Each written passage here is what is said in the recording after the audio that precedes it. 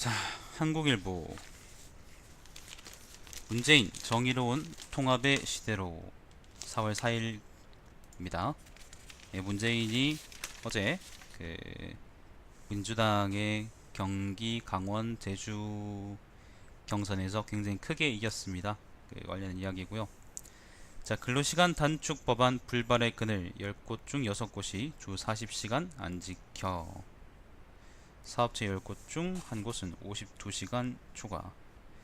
정준호 기자가 쓴 글입니다.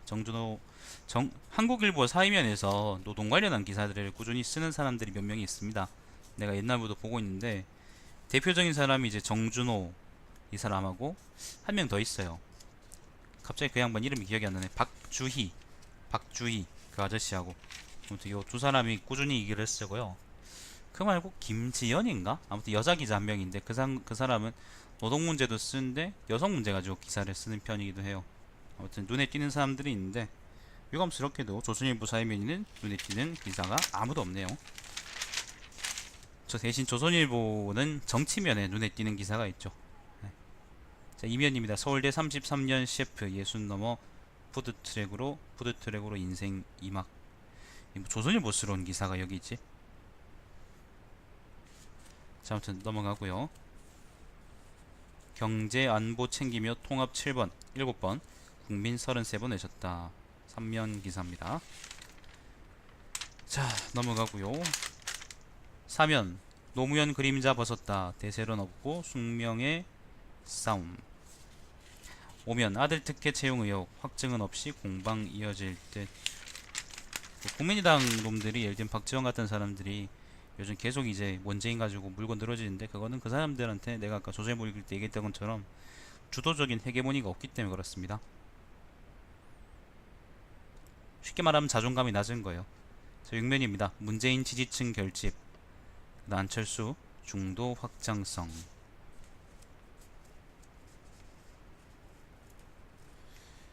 자, 불소추 대상이다 아니다. 헌법학자들도 의견 팽팽.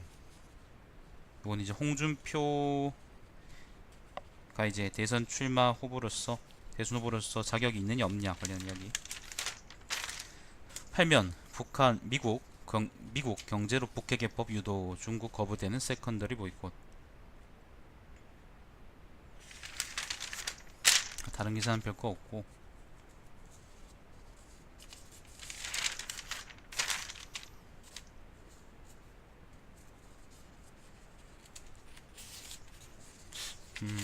신기한 기사들이 좀 있는데. 사회면입니다. 14면입니다. 택시 2대 연달아 황당한 뺑소니 사고. 뭐 이건 읽을 필요 없고. 이젠 우병우 6일 검찰 수환. 예, 우병우 이벤 우병우 차례다. 근데 우병우에 대한 조사가 너무 늦지 않았나 생각이 들어요. 검찰 새끼들이 제대로 조사할 것 같지도 않고. 15면입니다. 소파 뒤에 숨은 주한미군 용산 기름 유출 70여 건 숨겼다. 지금 뉴스에서 봤는데 아까 지나다 보셨는데 그 항공유나 경유 같은 것들은 아무튼 굉장히 많이 그 유출시켰다 그러는데 이게 뭐 때문에 유출시켰는 건 잘 모르겠습니다. 아무튼 그 미군 내부 보고서를 시민단체에서 이제 정보공개 청구를 통해서 얻어가지고 그걸 봤더니 이제 이런 것들이 있더라라고 하던데 아무튼 굉장히 큰 규모의 유출이 7건이나 있답니다. 그래서 소파를 좀 개정해야 되지 않겠나라는 이야기도 있고, 예, 아무튼 그렇습니다. 그 관련한 이야기가 있었어요.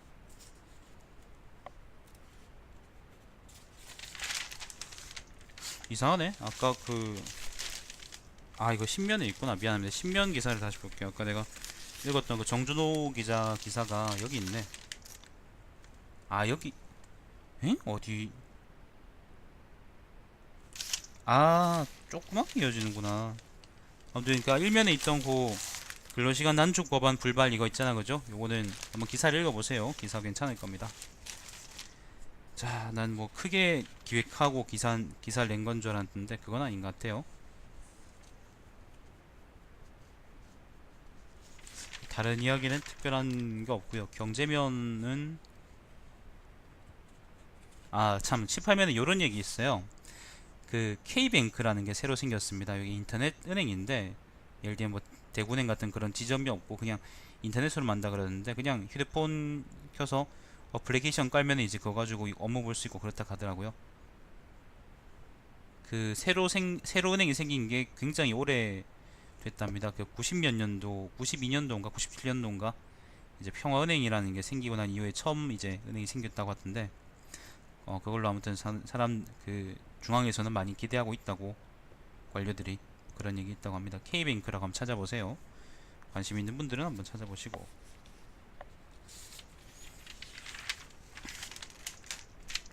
아, 요런 얘기도 있습니다. 그 19면인데 작년 상장사 영업이익이 121조로 사상 최대랍니다. 근데 이게 뭐가 문제냐면은 어제 이것도 라디오로 들었는데, 미나씨 안녕하세요.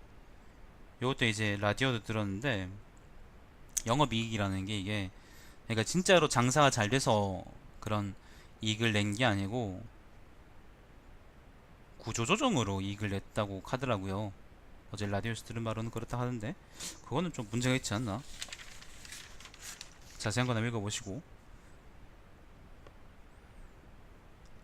20면에 이런 기사가 있습니다. 임금 체불 논란 이랜드 리테일 상장 포기하고 지분 절반 이상 매각 추진. 기업 공개 일정 지연 자금난 지분 팔아 6천억 조달기로. 그렇다 합니다.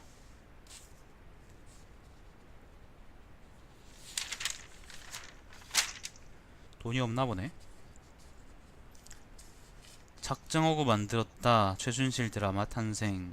SBS 귓속말 란 드라마 갑수형 나오네요.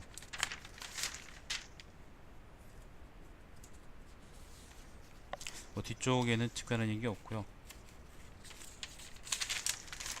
오피니언으로 바로 가면 될 것 같은데 오늘의 운세 말띠. 저는 귀인 운에 기쁨이 가득하다.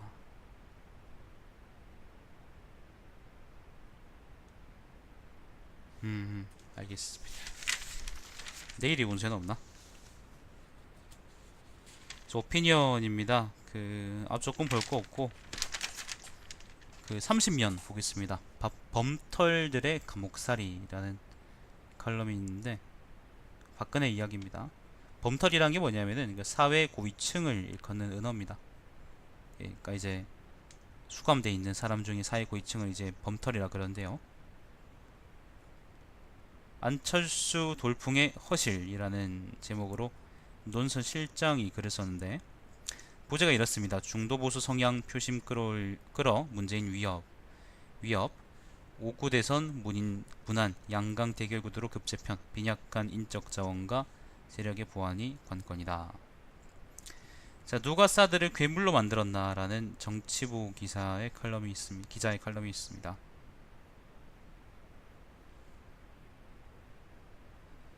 이게 보면은 그 사드 관련한 이야기입니다. 그 사드 결정 과정에 대한 문제도 있고 사드가 뭔지에 대한 설명도 있고 그렇습니다.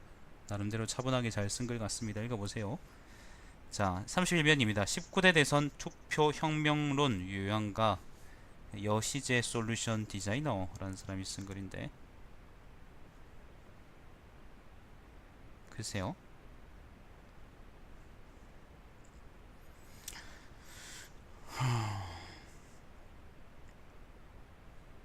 촛불 집회의 그 기세가 지금까지 이어지고 있지 않다라는 비판적인 어떤 칼럼인 것 같아요. 자, 이성계 회환의 한마디 강명.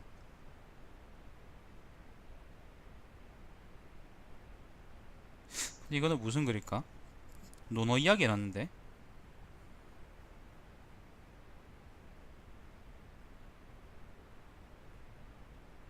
논어 이야기입니다. 그 논어 등반 학교장이라는 사람이 쓴 글인데 한번 읽어보십시오. 나는 잘 모르겠습니다. 근데 읽어보면 재밌는 글 같긴 한데 내가 지금 요약해드리긴 좀 곤란하고. 자, 사설입니다. 문재인 민주당 후보가 축배들기에 앞서 생각해야 할 일. 자, 미국 북핵 불용 의지. 미중 정상회담에서 입증이야. 인터넷은행 출범. 인터넷은행이 아까 K뱅크죠. 은산 분리 규제 개선 필요하다. 이런 이야기들이 있었습니다. 일단 여기까지 하고 조금 이따 뭐 다른 방송을 하든지 하고 지금 방송을 종료하겠습니다. 자, 시청해주신 여러분 감사드립니다. 제 방송은 유튜브에 달마시안TV에서 다시 보실 수 있습니다.